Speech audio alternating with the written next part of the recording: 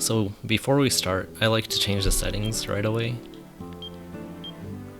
And the main thing to change here is B to skip messages, because that just speeds up the story part. And I usually turn walk to fast, but for the sake of making it easier to keep track of what's going on, I'm going to leave it on normal. And B for item menu as a preference, I usually turn it off.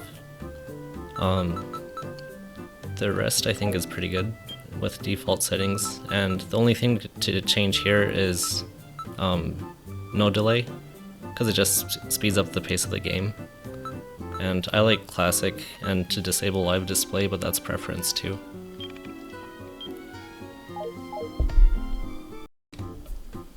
And with that, we're ready to start.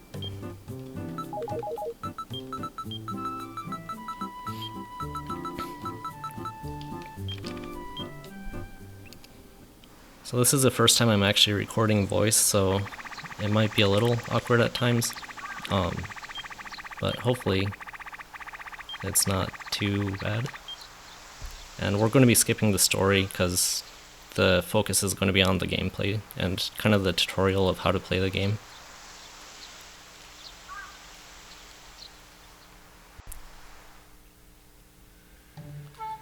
One of the first things you can do, it's optional, but if you talk to this guy, he's actually an ally, and if you become his servant, it sets the flag for him to join you as an ally. So we're going to go ahead and do that. Make me your servant.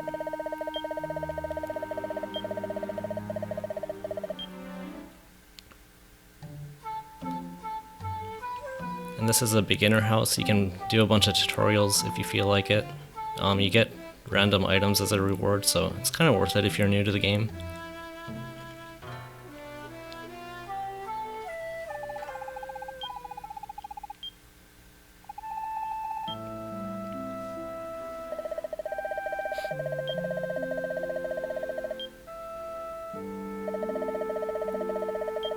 Yeah, not much to say here, but Shiren is a mystery dungeon game, so if you've played Pokemon or Chocobo, you're probably familiar with how the game plays overall, but it's just different. The game balance is much more focused on solving encounters and puzzles using items, instead of just using moves or strong abilities and fighting through each encounter.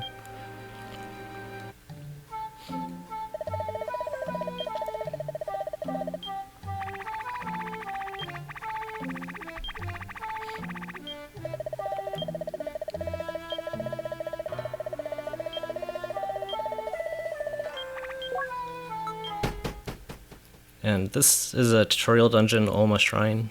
Not much to say, just follow the advice of Koppa. That's the ferret buddy of yours.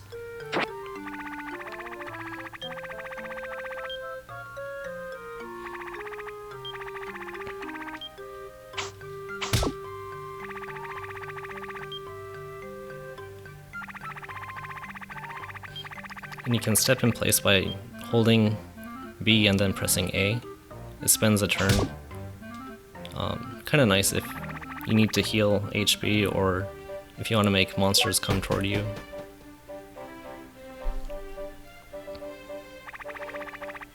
Oh yeah, and if you hold B, you can do a dash like this. Turns progress normally, so you have to be careful if there are strong enemies around. But for now it's just the weakest enemies called mammals, so we can go ahead and dash everywhere.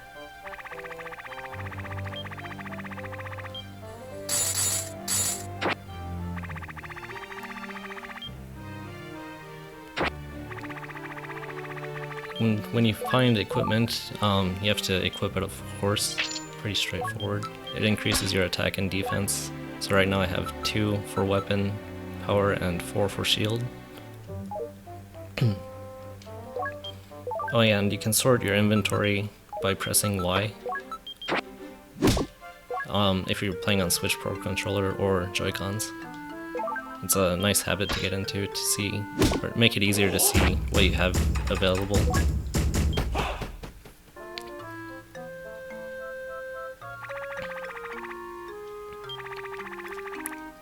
And so if you press Y while you're surrounded by 2 or more enemies, you can switch which one you're targeting, or like which one you're facing, without spending a turn.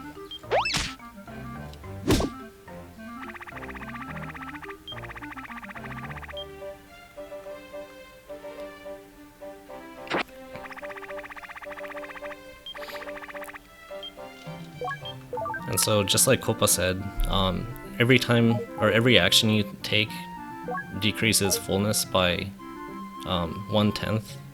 So basically every 10 turns you lose 1 fullness. So right now we're at 83. So 1, 2, 3, 4, 5, 6, 7, 8, 9, 83, 82 on 10. And once that fullness reaches 0, you start to lose 1 HP every turn, so you have to eat something. And something being onigiri, herbs, like any type of grass, restores 5 fullness. Onigiri, it depends on the type.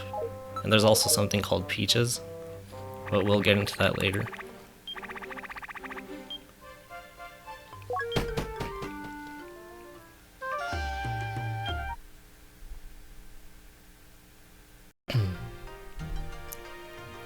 So now we're in Nekomaneki village. Hope I'm saying that right. First thing to do here is to go inside this place, Hotel Nekomaneki, and go into the basement and talk to this guy, Ponta.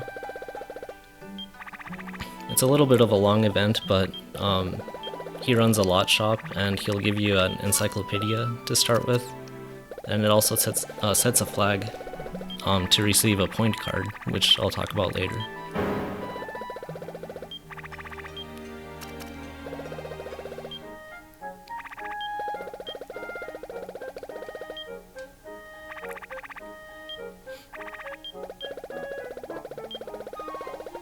And it doesn't matter which one you choose here, you always get the same result.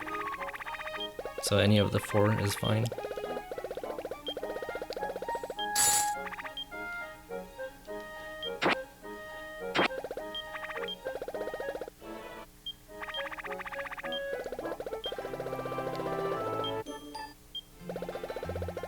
And it also unlocks a thing called Secret Pots, which is a little bit to the south, but we'll talk about that later. It's a completely optional feature that lets you create new items with unique abilities, but it's a little complicated at first, so we'll just ignore it for now.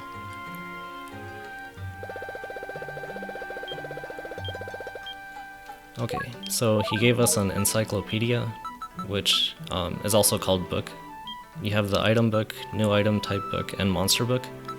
Item book is straightforward. It records items you find and pick up. And you can check details here. All that good stuff. And monsters, you can see some fun descriptions about monsters you've defeated. Yeah, and that's about it.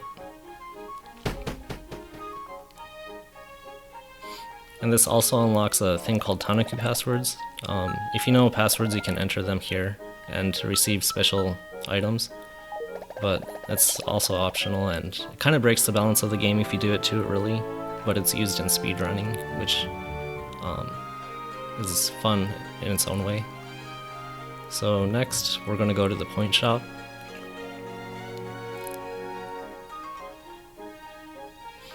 And talk to Point Man.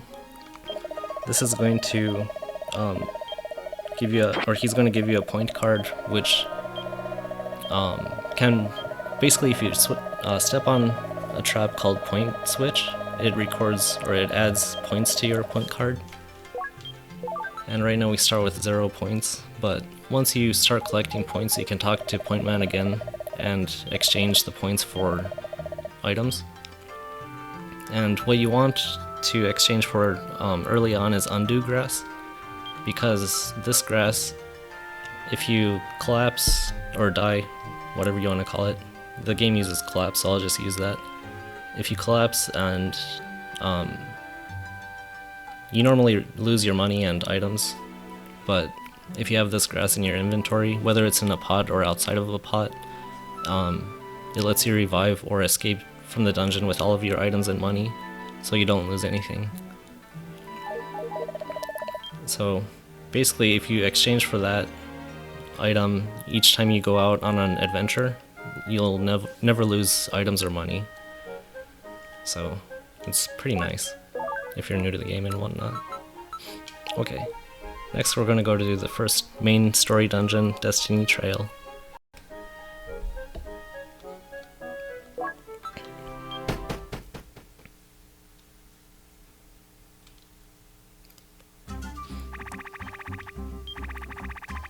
So this is the first main dungeon, or like real dungeon of the game. It's pretty easy, like I don't think many people will collapse, but you never know. But first thing I'm going to explain is the suspend command. It's how to save the game, and it basically pauses or like saves exactly where you were inside of a dungeon or overworld, and you'll continue from that spot. But if you don't suspend, the game treats it as if you collapsed. So like whenever you don't suspend, you're going to lose your items and money and be sent back to the village. So you always want to suspend. So that's a point switch. We got 10 points to the point card.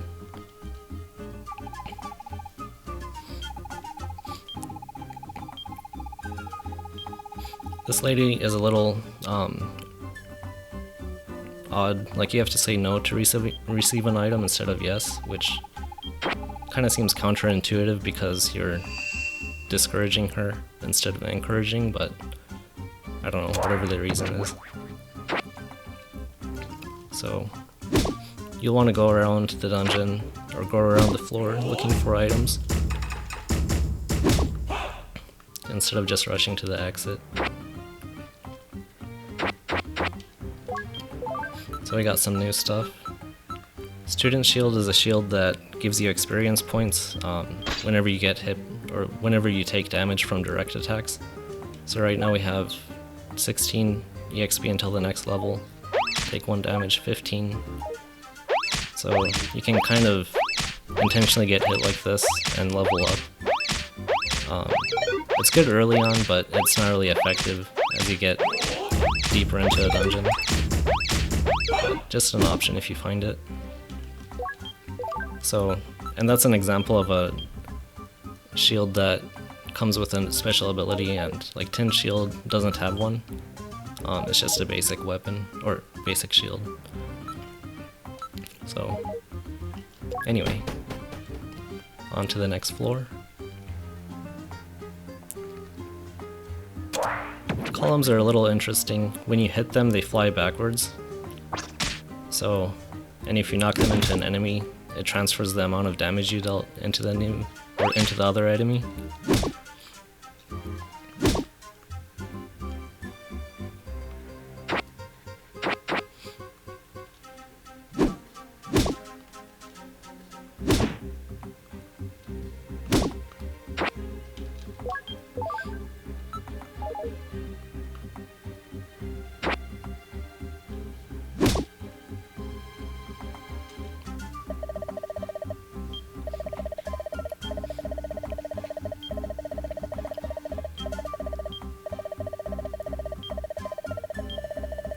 This guy is a little long-winded, but each time you talk to him, he asks you if you'll lend him money.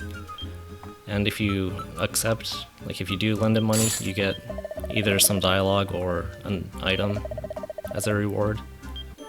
It's kind of a side quest, like if you do it all the way until the end, he gives you something special, but it's completely optional. And Garon Blocker is another shield with a special ability. I'll explain it as we get further into the dungeon. but it has higher defense than anything I have right now, so I'll go ahead and equip it.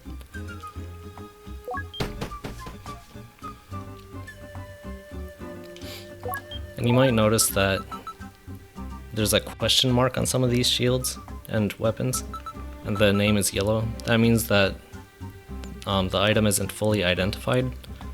So right now, for power, there's the parentheses question. That means that we don't know its upgrade value and whether or not the item is cursed, blessed, or sealed. So if we equip it, we'll find out. It's just a plain tin shield. And this ordinary stick is an ordinary stick. Okay.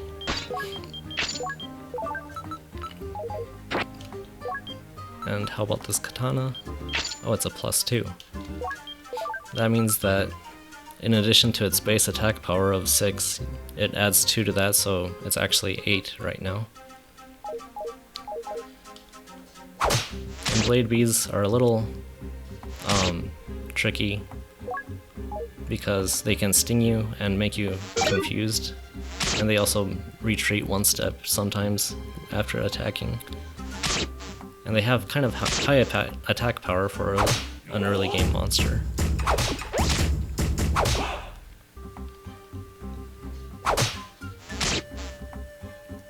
And let's see if it'll confuse me.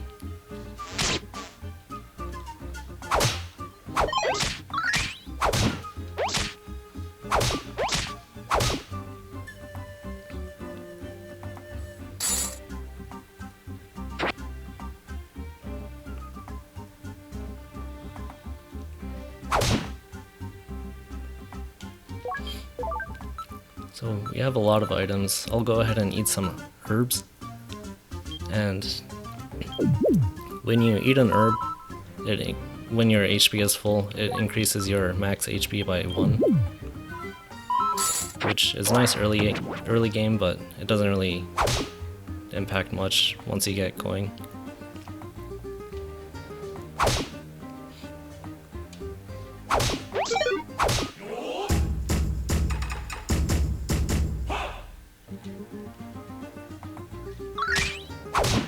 I'll see if I can find another blade bee to show off its special attack. Oh yeah, and sometimes there are traps in a dungeon. They're hidden in the ground until you step on them. And this is a trip trap, which makes you trip and drop items, and deals a tiny amount of damage.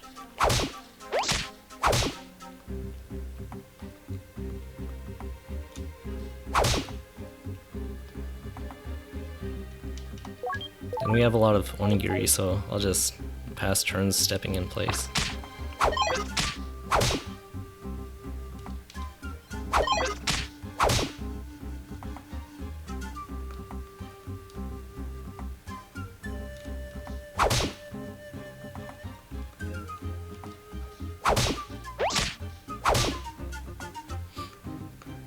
Kind of unlucky. I'll just go to the next floor then. We'll probably see another one at some point.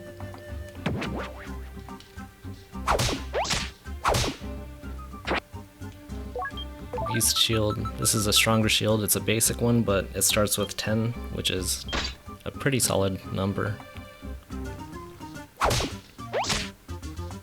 10 defense, that is. And so pin kids are a monster that move at swift 1 speed, which means they move twice per turn, but they can only attack once per turn still. And when you're adjacent to them, they'll just focus on attacking you instead of running away, but otherwise they try to run away. And this is called Grass Kid. If you stay lined up, it throws a grass item from a distance.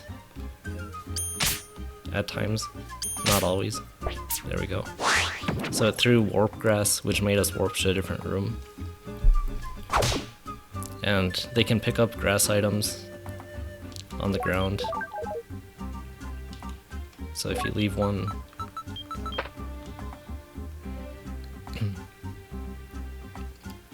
it'll run towards the grass item. And then once it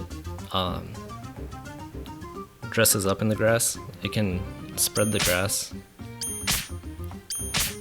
instead of throwing it to when you're adjacent, so you have to be careful of that too. And when it does the spreading attack, it can hit other monsters.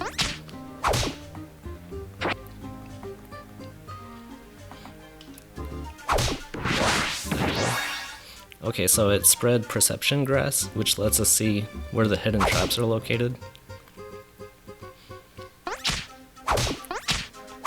So we see there's a trip trap, and this is called a shadow bind trap. It, once triggered, it prevents movement for 3 turns.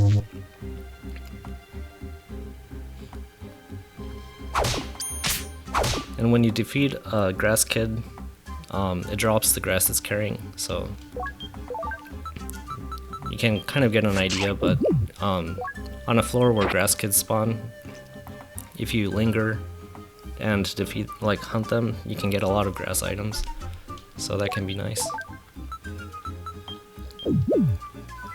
And this is a spring trap. When you step on it, it's like warp grass, it just warps you to a different spot on the floor.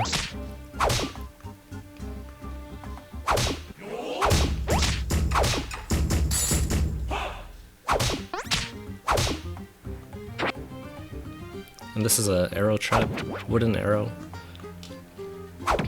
When you step on it, an arrow flies at you and hits you. Pretty straightforward description, but you can also trigger it by throwing an item on it, which lets you collect arrows.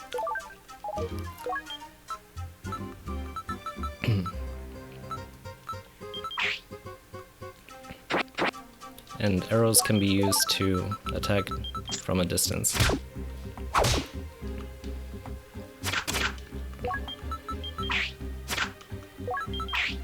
So when you see an arrow trap, it's usually a good idea to collect arrows. It can be a little tedious at times, but the payoff is usually worth it.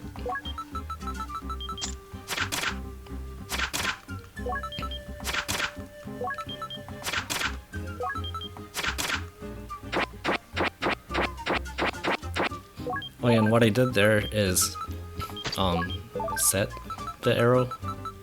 So right now if I press the L button, nothing happens. But if you set arrows, it lets you shoot the arrow just by pressing L instead of opening your inventory. So just a shortcut.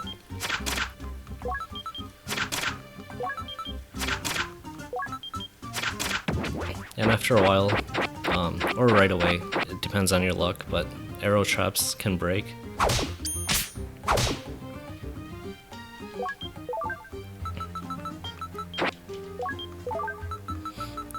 Oh yeah, and identify scroll lets you identify an item, so this plain targe right now is unidentified, but if we read it on this item, we find out what it is without risking equipping a cursed item.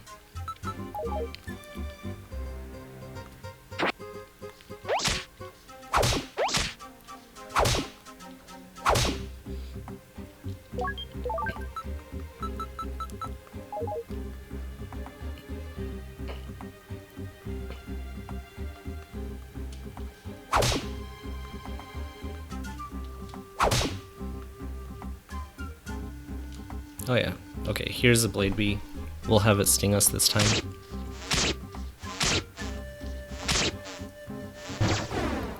Okay, so it collapses when it stings, and now we're left confused. When we're confused, we attack in a random direction, and we can't move in the direction we want to move in. Just a random 1 in 8 chance of going in some other direction.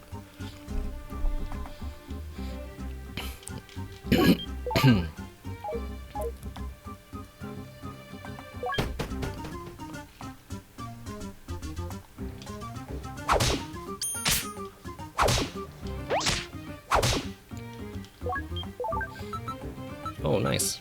We got revival grass, which is similar to undo grass, but it doesn't let you escape. It just revives you if it collapses. So we have a sale pot. This turns items you insert into it into money. And since we have a lot of duplicate items that we don't need, we'll just throw some of these into or insert some of them into the pot. So now we have some money.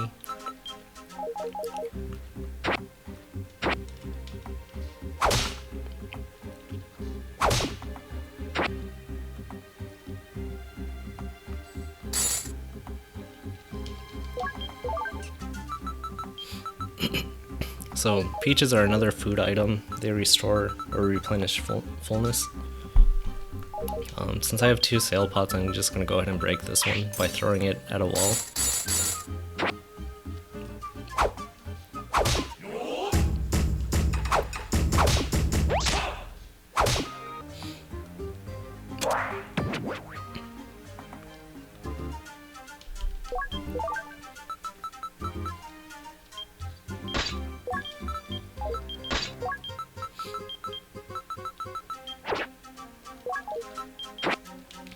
Okay, so upgrade seed.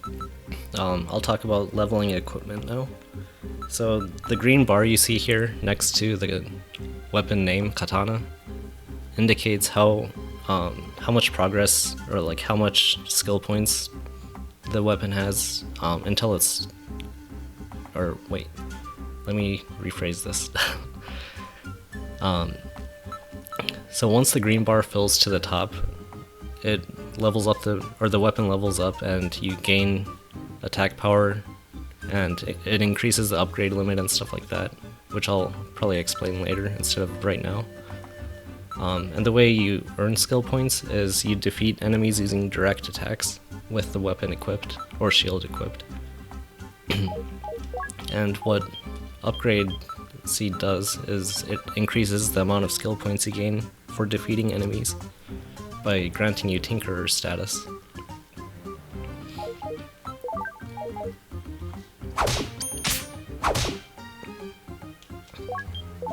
So I got another one, I'll just use this one.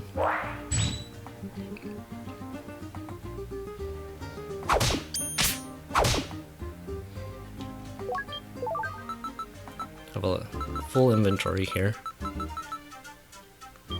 Probably don't need some of these, like student shield. I'll just insert that. It's worth quite a bit.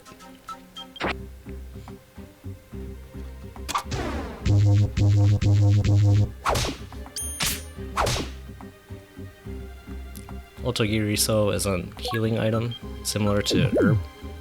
It just increases by 2 instead of 1 if you eat it when your HP is full, and it heals 100 HP instead of 25, so it's quite powerful.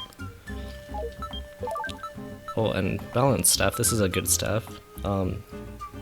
Basically, if you're carrying this in your inventory and you step on a trip trap, it prevents you from tripping. And when you trip, you can break. Any pots that fall when you trip can break, so it's nice to protect pots as well.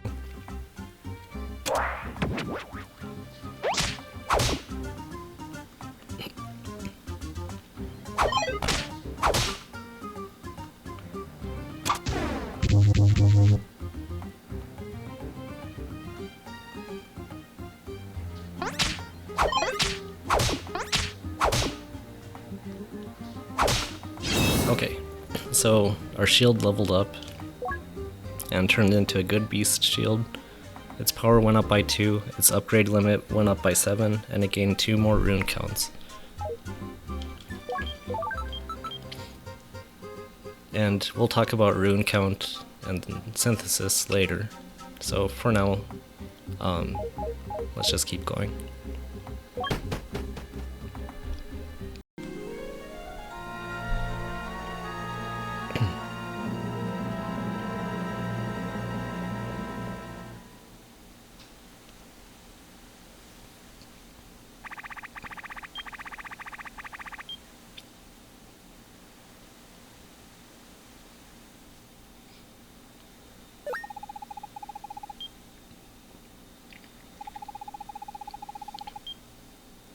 And we'll meet a character named Tao here. And she's another ally, similar to Kojirota earlier. But she's completely optional too. You can pay, I think, 1,500 gitan to hire her as a guide, which is have her join you as an ally. But we're not going to do that right now.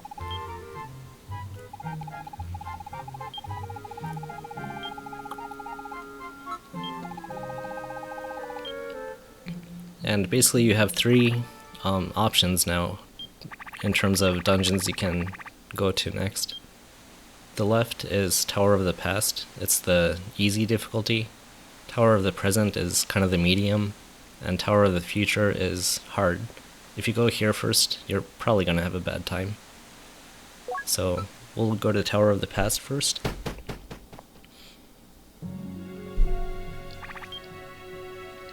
And this is where we meet Jirokichi, the guy from the opening village.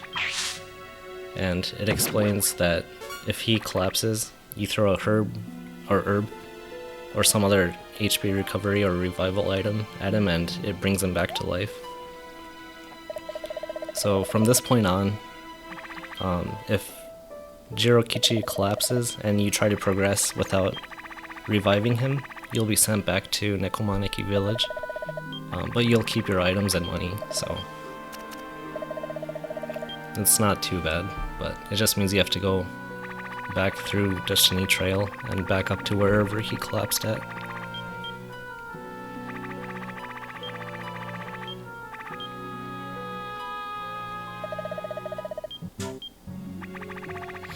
And he's not an optional ally, you have to have him with you throughout the story.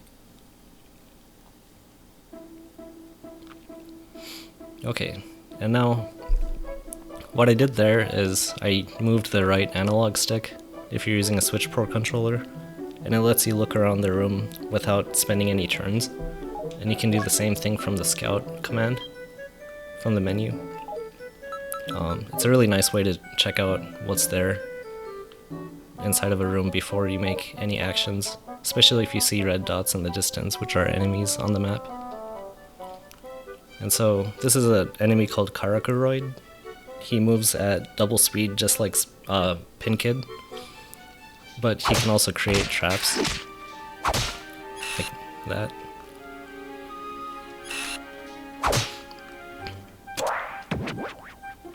Oh, and okay, this is a grass kid, but if you look at it, you'll see that it has higher attack power, and that's because it has a red aura. And basically anytime a monster is generated in a dungeon, on certain floors or in certain dungeons, they can spawn with an aura, and in this case, a red aura increases its attack power. So it can be a little dangerous, but since we have a strong shield, it only did 1 damage to us. And this is an enemy called Frago. It steals Gitan, but never attacks. So it just watches you, and then steals Gitan like that. And if you defeat it, you'll get your Gitan back, and if it hasn't stolen any Gitan and you defeat it, you'll just gain some Gitan, which is a nice way to farm some money. Our inventory is still a little packed, so I'm going to go ahead and discard this plain charge for another warp grass. Okay, Fate Scroll. This increases your weapons, or a weapon's upgrade value, so when you read it, you just make a selection. And if you choose something that isn't a weapon, it's not going to do anything. So we'll go ahead and read it on the katana here. So now it's +3 instead of +2.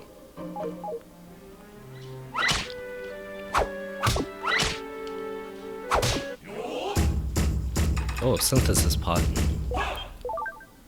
That's great, but I'll explain it later. So for now, I guess I'll just eat an onigiri. It's a little wasteful because our fullness isn't low yet, but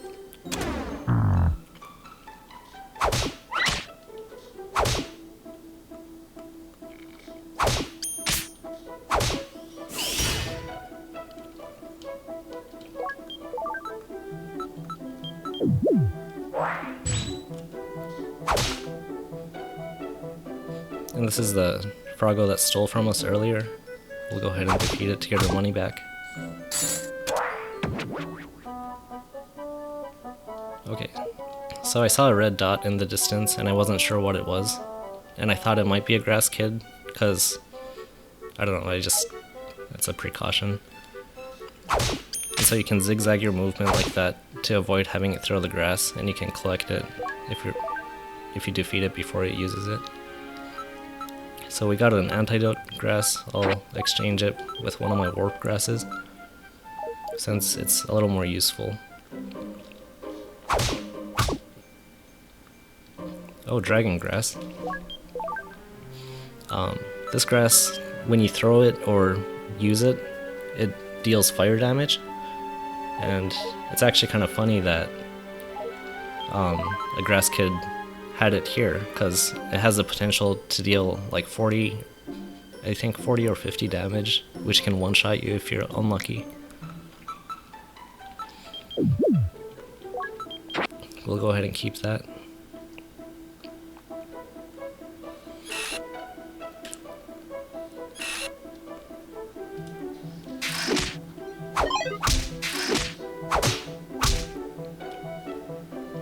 Sale scroll, it turns a selected item into money. We have two swap staves, so I'll go ahead and turn one of them into some money.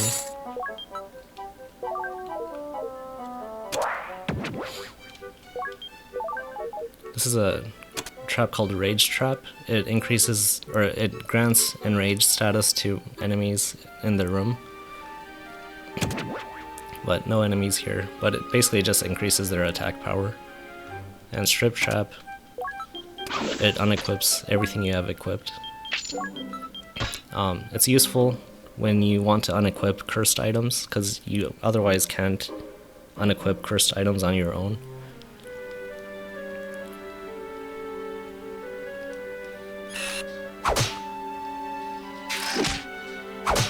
And when you defeat Karakoroids, sometimes they can generate a trap where they collapsed.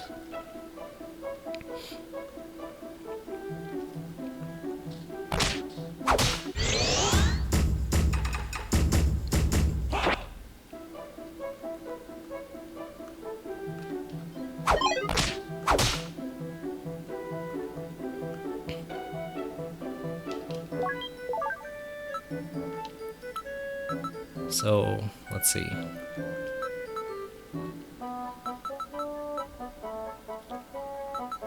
have a lot of items here. I guess I'll just go ahead and eat this to recover some fullness.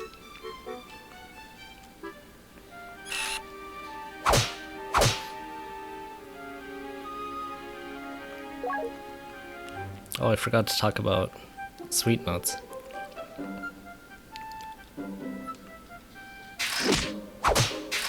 Let's see if we can find one.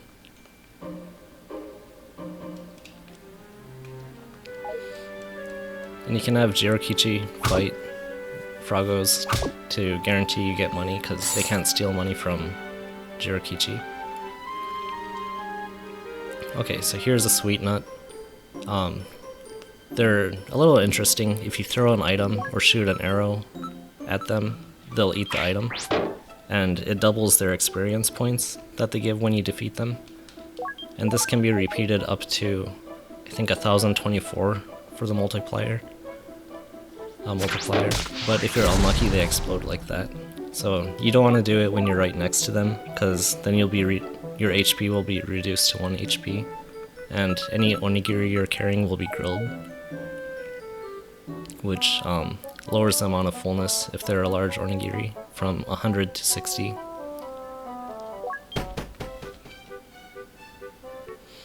Okay, tiger tossers.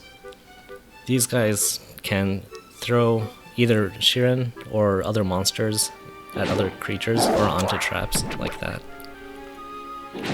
And it deals 5 damage, so it's not too threatening in terms of like attack or damage, but it can put you in a pretty disadvantaged situation if,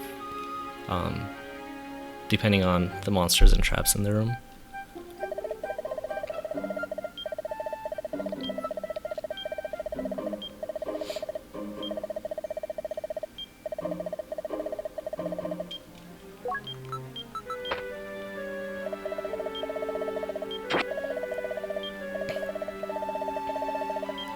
Okay, so we got another strength grass.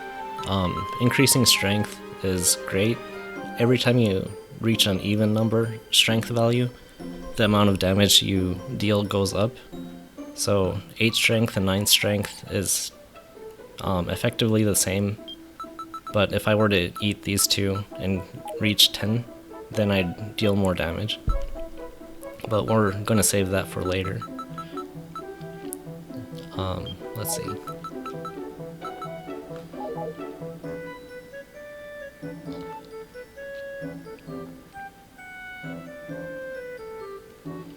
I guess there are no enemies.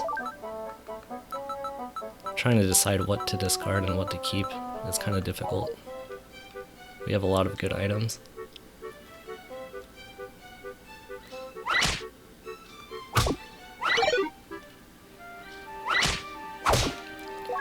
So, next thing I'm going to show is Oil Scroll.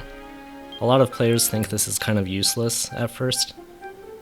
What it does is you place it on the ground instead of reading it, and then if a monster steps on it, they gain tottering status, which makes them receive double damage. So when you're fighting one-on-one, it helps a lot. And they can be used against bosses too.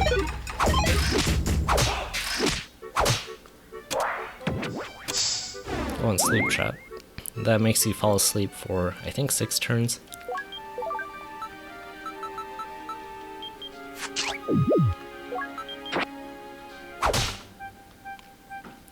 When you're asleep, you can't do any action, so you just have to wait until you wake up.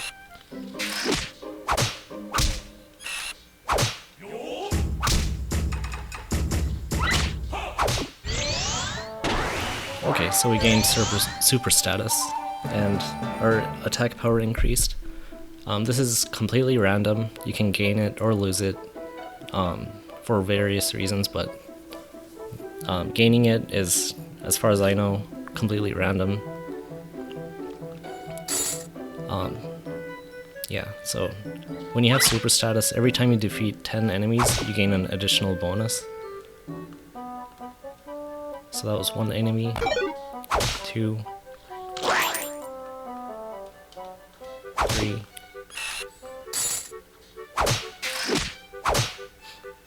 4,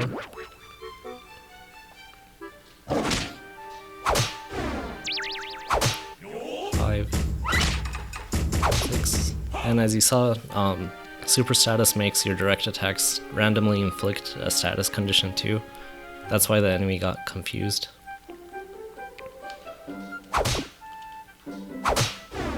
And now the enemy got sealed. That's another random effect. I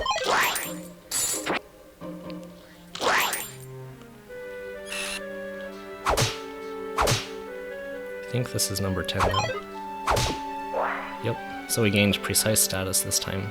The additional effects are completely random too. And precise status makes us land critical hits with our direct attacks, which just increases the damage, I think, by either 1.5 or 2.0 multiplier. See if I can get some of our money back.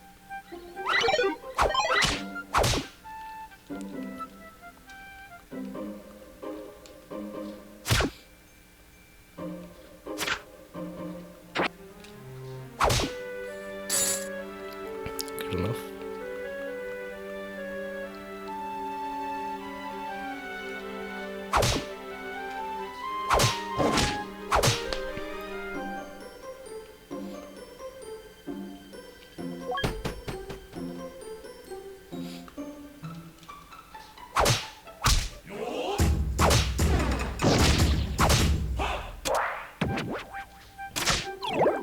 Okay, so that was a poison arrow trap, which decreases your strength by 1. It can seem like a bad deal, but if you can collect poison arrows, they decrease monster attack power by, I think, 50%, so they're really effective.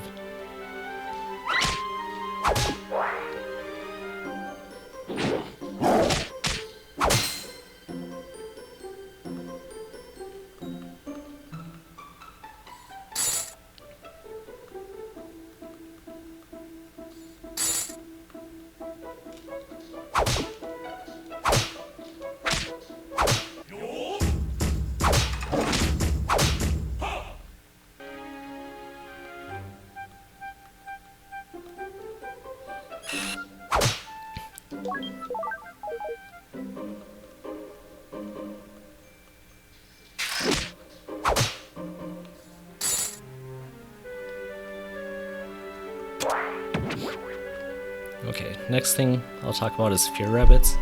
These guys can warp you from anywhere in the room, and it attracts them and other monsters, so you get surrounded pretty easily.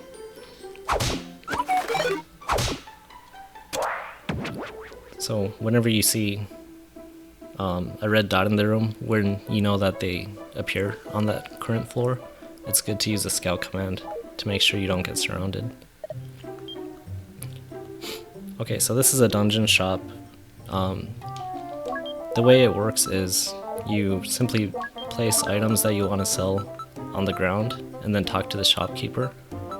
So, for example, 5 sealed talismans, I'll talk to him and he offers whatever amount of money that he offers. And you just say yes if you want to sell your items. And there's usually around 9 items as merchandise, and they each have a price, so whatever you want to buy, you just pick it up and then talk to him. So a preservation pot, this lets you insert items and take them out freely, and it also prevents peaches from ripening, because normally when you advance floors, peaches can ripen and eventually spoil. It goes from hard peach to peach, and then peach to juicy peach, and then juicy peach to rotten peach. And it takes 3 floors for the first transition, and then 2 floors for the rest. So we'll keep our onigiri and peach in that pot, and then I guess a shield. Oh, another one. That's good.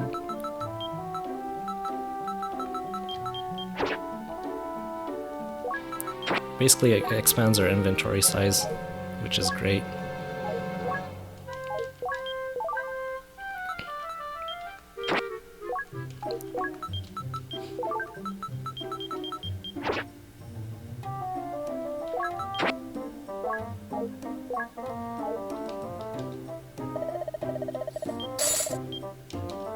So we bought that stuff, and Doltanki is a little stronger than a katana, so I went ahead and bought it. And this is a completely unidentified item, so the name itself is random. It's called Emerald Bracelet this adventure, but next time, whatever this actually is, there's a chance that it's going to be called something else, like Ruby Bracelet. And a 10,000 bracelet is, during the main story, it's usually a bracelet called Growth Bracelet, which if we look at our EXP until next level, it's 16 right now. If you equip it, it's 15, so every turn you gain 1 experience points while you have it equipped. So it's great for early on, but as you progress further into a dungeon, it isn't that great. So anyway, let's keep going.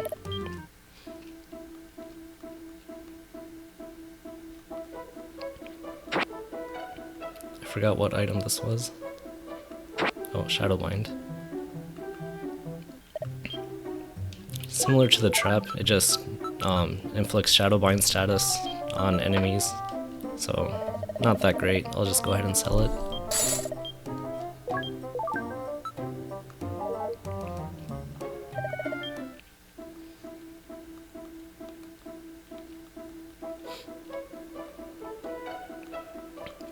Okay, so now we have, I think...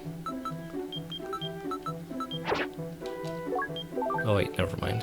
I thought we had 5 equipment, or 5 pieces of equipment, but we only have 4, so I'll talk about synthesis again later. Gyazas are a little interesting, Basically, the only thing that works against them is direct attacks and explosions. If you throw an item or shoot an arrow, it only deals 2 damage, and it nullifies the effect. So a Seal Talisman normally would inflict sealed status, but in this case, it did nothing except deal 2 damage. Oh, right.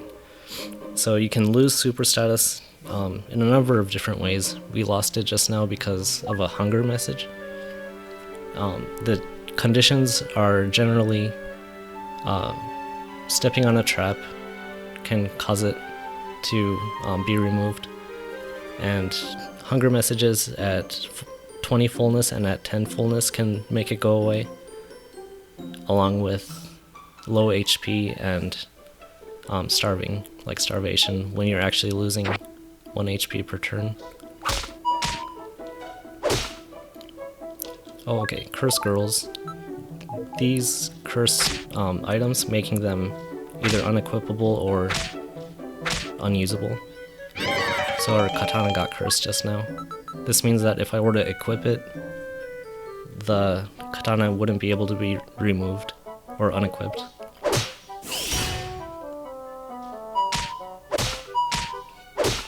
So our HP is getting a little low. I'm going to go ahead and step in place inside of a room to recover, instead of risking going further into a hallway.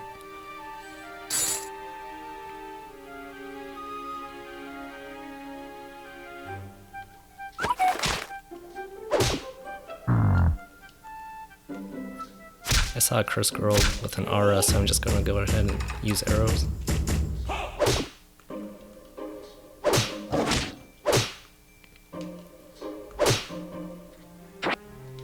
Another preservation pot.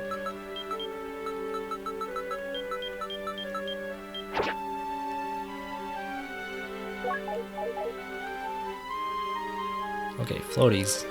These guys are, they move, or they have swift 1 speed, which means they move twice per turn and attack once. And it's easy to get surrounded by them, and when that happens, they have a chance to launch you to a different floor entirely, which is a bit dangerous if you don't want to progress that quickly through a dungeon. But there needs to be 3 of them surrounded, or you need to be surrounded by 3 of them at once for that to happen, so as long as you don't get surrounded by 3, you're safe.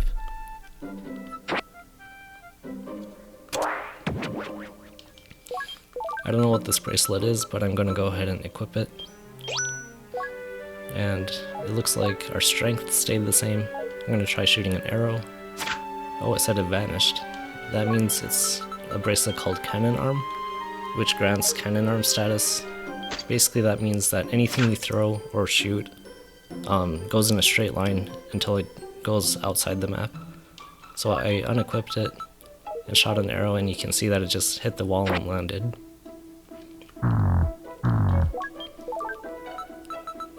So now we're starving. I'm losing 1 HP per turn. So we need to eat something.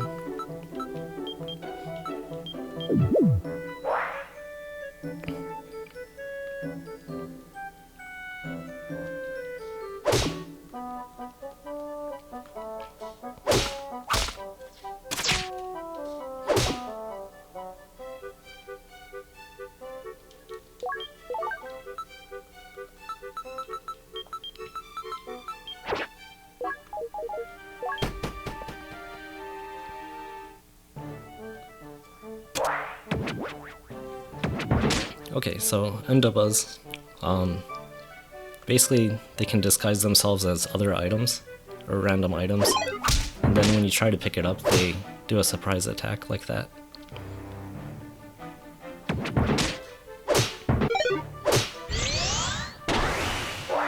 So we got back super status. Generally, you want to keep super status as long as you can, because it gives you a huge advantage.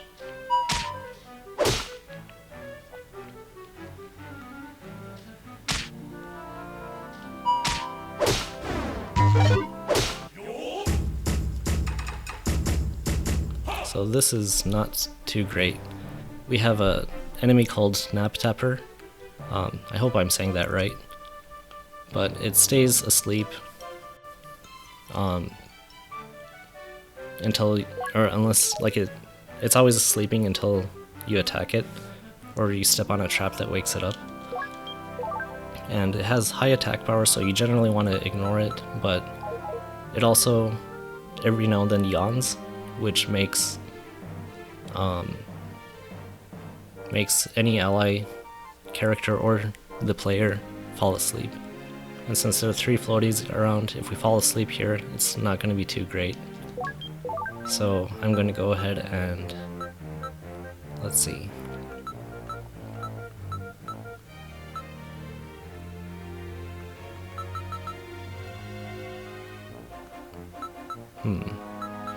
Guess I'll go ahead and use Vacuum Slash Scroll to deal damage to everything in the room. There we go, cleaned it up.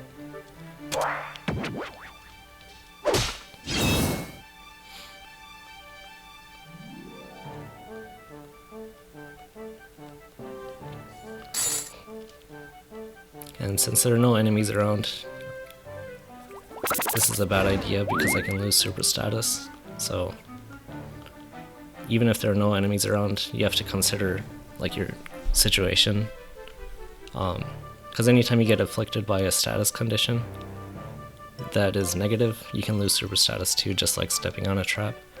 So I'm going to go ahead and use arrows to defeat it from a distance. That way, when it collapses, it can't put us to sleep if it yawns.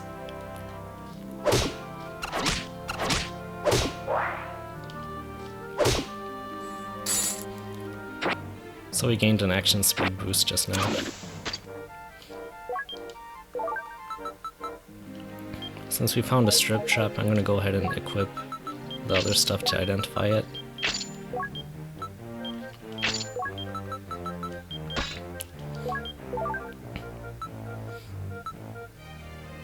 Oh, and we found an exorcism scroll.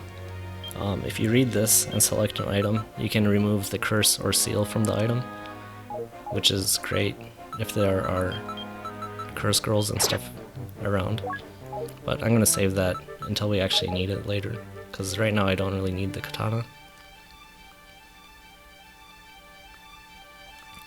And super status granted us swift status, so it's a little annoying because Jirokichi stays regular speed, so you have to wait until it wears off.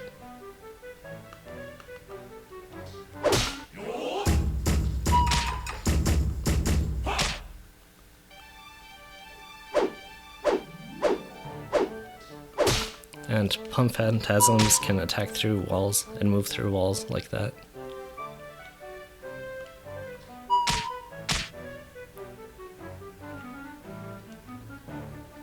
It's a little tricky to navigate around them when you have allies with. So I'm just going to retreat into a room.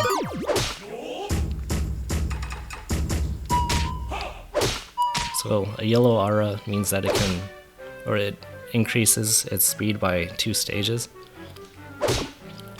It often makes enemies be able to either move twice per turn and attack once, or attack twice per turn and move twice per turn.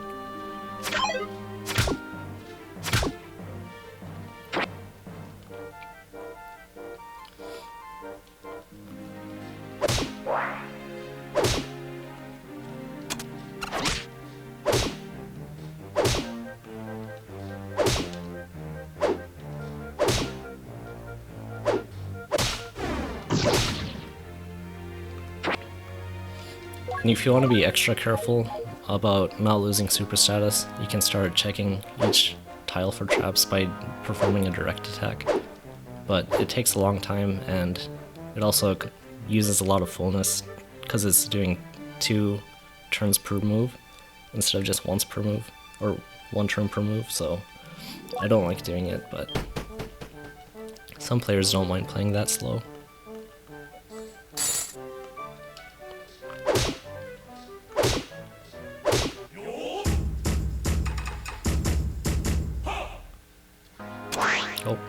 So now I got separated, or I became separated from Jirokichi, which isn't that great.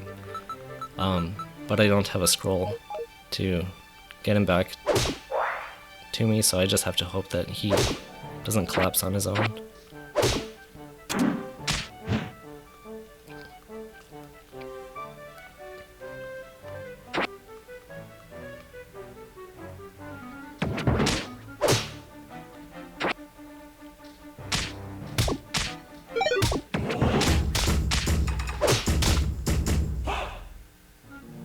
There he is.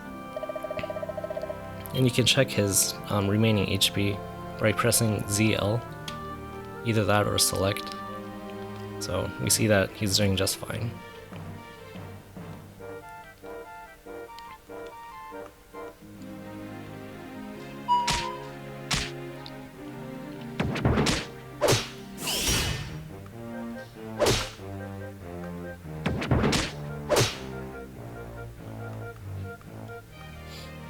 This is a room that has moving floors. Basically, as turns elapse, the tiles shift around.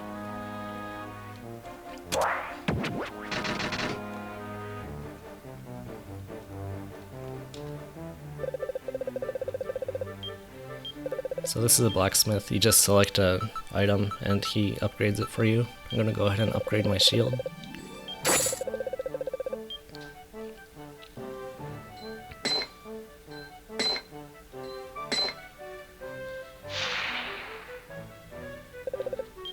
Sometimes you get +3 instead of +1, but it's just a random chance.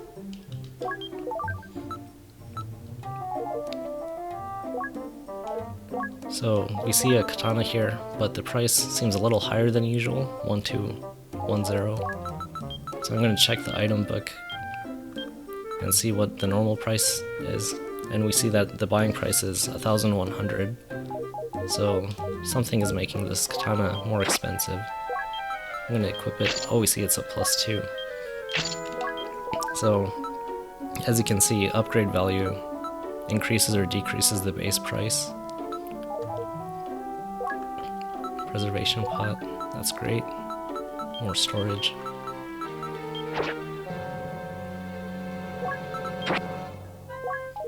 Oh, okay. This is an enemy called Newcomers.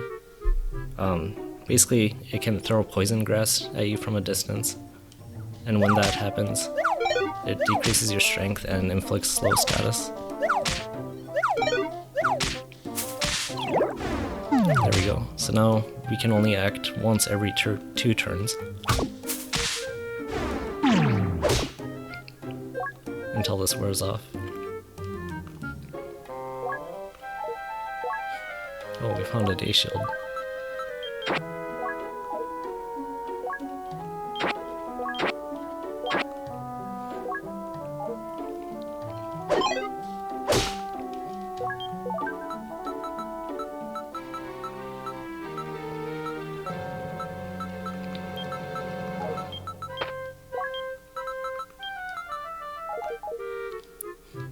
Don't think I have enough to buy this, but we'll see.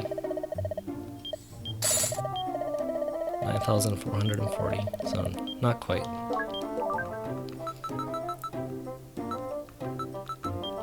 We'll go ahead and sell some talismans.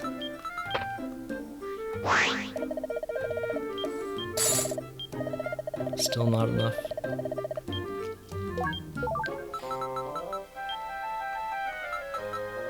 I'll sell that bracelet too. There we go.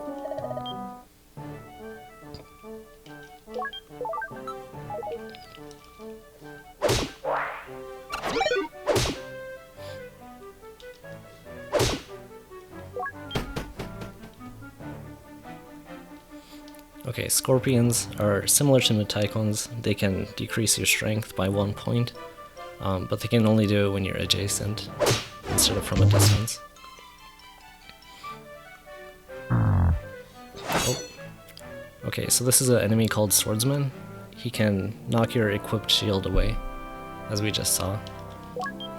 And if that shield hits another monster or lands on an air tile and doesn't have anywhere else to land, you just lose the shield completely.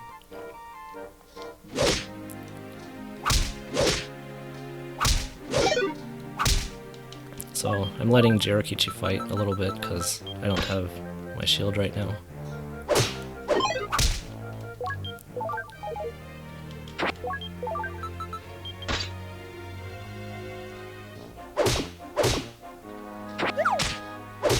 Something interesting about Mutaikons is that they always drop poison grass. So in any dungeon, if it drops poison grass, you know that, or if it drops a grass item, you know that it's a poison grass.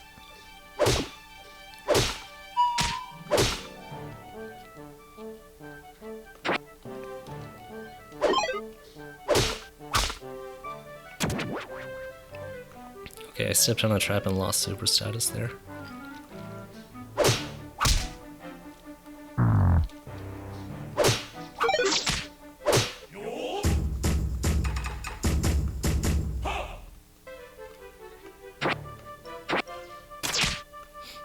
So this time we found an arrow trap, but it's against the wall. That means that, well, okay, we were able to collect one arrow at least.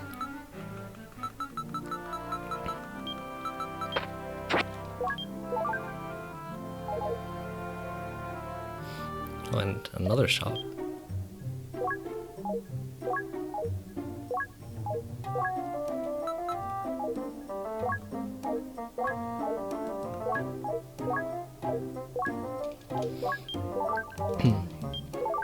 Okay, let's see. We don't need poison grass. A bracelet in the 5,000 range during the main story is probably an item or monster detector. So this is an item detector. It lets us see the items on the map, even in rooms that we haven't visited yet. So if I unequip this, you'll notice that the blue dots on the map disappear. Okay, we are starving.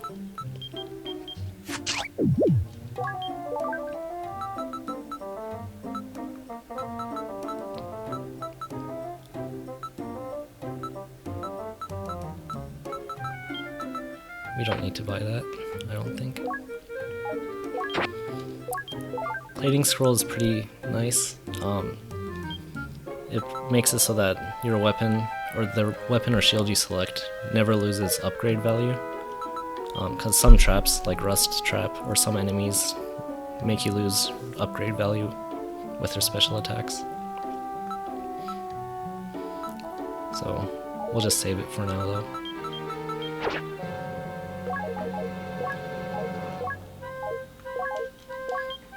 I'd like to buy some of these items, like Fear Scroll and Confusion Scroll, so I'll go ahead and sell one of my synthesis pots. And that should be enough to afford it.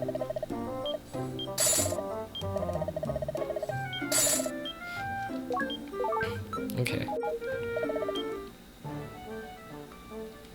This is an Iron Head, or Metal Head monster.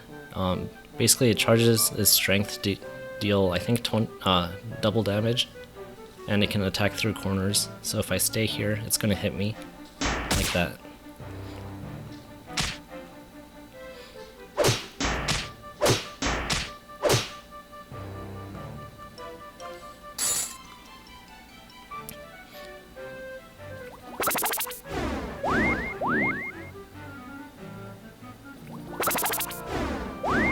So nap tappers can do this.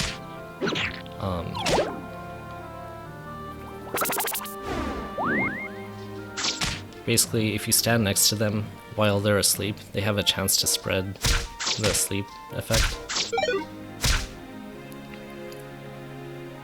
But one thing you might have noticed is that there were a bunch of blue dots to the north here. North of this room. And it's a little suspicious, and we happen to have a pickaxe, so we're gonna go ahead and equip that and start digging. And we see that there's actually a room here with a bunch of Gitan. So these can sometimes be generated, basically a treasure room with lots of money.